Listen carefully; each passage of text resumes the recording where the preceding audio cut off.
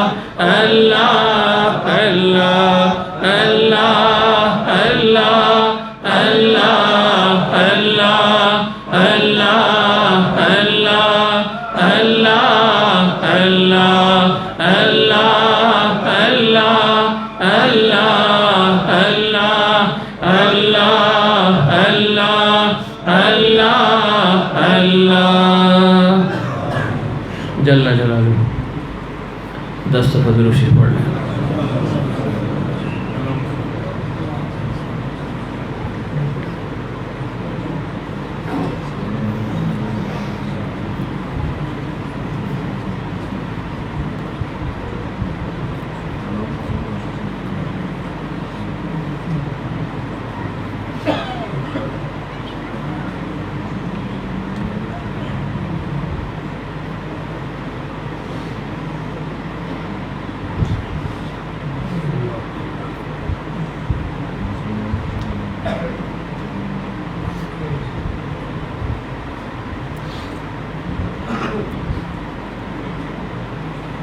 پانچ دفعہ استغفار پڑھ لیں.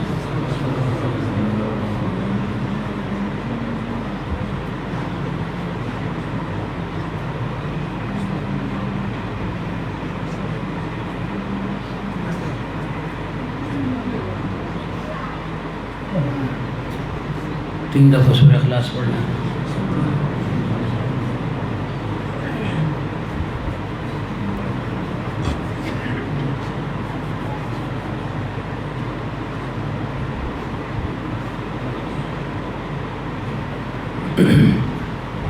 کہ اللہ ہمارے اس بیٹھنے کو قبول فرما، جو سنا اللہ اس پر عمل کی توفیق عطا فرما. اپنے حبیب صلی اللہ علیہ وسلم کی اللہ کامل اتباع ہم سب کو نصیب فرما. ہر سنت پر یا اللہ عمل کی توفیق عطا فرما. اپنا تعلق خاص، اپنی معرفت اور محبت یا اللہ ہم سب کو نصیب فرما دے. اس کا سبب اللہ ہمارے شیخ علی مقام کو پہنچا دے. درجات عالیہ ان کو نصیب فرما. قبر پر اللہ نوراج کی بارش نازل فرما. زمرہ اولیاء میں وہ مقام عطا فرما جو تیری شان کے ساتھ لائق ہے. اپنے حبیب صلی اللہ علیہ وسلم کی دائمی رفاقت اور صحبت نصیب فرما. ان کے فیضات سے ہم سب کو بہرہ مند فرما. ان کے فیضات دنیا میں عام اور تام فرما. دنیا کے کونے کونے تک پہنچا. ہم سب کو یا اللہ ذریعے کے طور پر استعمال فرما. یا اللہ جتنے بھی موجود ہیں یا غائب ہیں، یا اللہ جس کے دل میں جو بھی جائے شرعی حاجت ہے غیبی خزانے سے اس کو پورا فرما دے. جو پریشان حال ہے یا اللہ ان کی پریشانیوں کو دور فرما دے. یا اللہ جو مقروض ہے قرض کے ادائیگی کی صورتیں پیدا فرما دیں. یا اللہ جو بے اولاد ہیں ان کو نیک نرینہ صالح اولاد عطا فرما دے. جن کے اولاد نہ فرمانے اللہ ان کو فرما بردار بنا دے. یا اللہ جو رشتوں کی طلب میں سنت کے مطابق اچھے سے سب کو نصیب فرما دے. یا اللہ جو بے روزگار ہے اس کے حلال کے دروازے سب پر کھول دے. اس کے حلال ہم سب کا وسیع فرما دے. وسعت اور فراخی نصیب فرما. فقر اور تنگ دستی سے اللہ ہم سب کو محفوظ فرما دے. یا اللہ جتنے بھی بیمار ہیں اس محفل میں، گھروں میں، اسپتالوں میں، جہاں کہیں بھی ہیں، سب کو صحت کاملہ عاجلہ دائمہ مستمرہ نصیب فرما. اس بیماری کی رحمت کو صحت کی رحمت میں بدل دے. جلد از جلد سب کو کامل اطمینان قلب اور سکون نصیب فرما. جتنے بھی ہمارے عزیز اقارب رشتہ دار دوست احبہ پیر بھائی مسلمان دنیا سے جا چکے ہیں سب کو بخش دے. خصوصاً مشتاق کرتان صاحب جن کے آج جو ہے نا یا اللہ وصال ہوئے ان کو انتہائی تو پہ اللہ بخش دے. اللہ آنے والی منازل ان کے لیے آسان فرما دے. جتنی بھی برزخی خوشیاں مند ہیں مومن کے لیے تو نے رکھی بتمام وہاں ان کو نصیب فرما دے. قبر کو یا اللہ جنت کے باغیچوں میں سے ایک باغیچہ بنا دے. تا حد نگاہ اللہ قبر کو وسیع فرما دے. یا اللہ ہر قسم کی فراوانی ان کو یا اللہ وہاں پر نصیب فرما دے. کسی قسم کی کمی کوتاہی لغزش یا اللہ عفو و درگزر کا معاملہ فرما دے. جمعے کے دن کی جو برکات ہیں اللہ اس کی برکت سے اللہ ان کے تمام صغیرہ کبیرہ گناہوں کو اللہ معاف فرما دے. اللہ جنت کی طرف سے اللہ ان کے لیے کھڑکیاں کھول دے. اللہ یا اللہ وسیع جنت یا اللہ ان کو نصیب فرما دے. حاجی صاحب رحمۃ اللہ علیہ کی پیشن گوئی اللہ ان کے حق میں سچ ثابت فرما دے. اپنے یا اللہ اقارب کے ساتھ، اپنے یا اللہ احبہ کے ساتھ، دوستوں کے ساتھ، اساتذہ کے ساتھ اور اپنے یا اللہ سلسلے کے ساتھ اپنے شیخ علی مقام رحمۃ اللہ علیہ کے ساتھ یا اللہ ان کی ملاقاتیں نصیب فرما دے. اللہ جو بھی یا اللہ کسی قسم کی کمی کوتاہی ہو لغزش ہو اللہ عفو درگزر کا معاملہ فرما دے. جتنے بھی پسماندگان ہیں سب کو جمیل اور صبر تام نصیب فرما دے. ہمیں بھی یا اللہ اکثر سفر کی تیاری کی توفیق عطا فرما دے. یا اللہ ان دونوں خانقاہوں کو نخیسور تک سرسبز اور شاداب رکھ. جتنے پودے اس میں لگ چکے ہیں سب سے بارہ اور درخت بنا دے. حضرت کا کامل فیض اللہ سب کو منتقل فرما. کسی کو بھی یا اللہ محروم نہ فرما.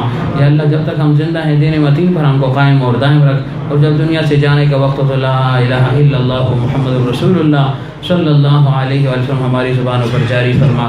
سبحان ربک رب العزت عما یصفون وسلام علی المرسلین والحمد للہ رب العالمین برحمتک یا ارحم الراحمین.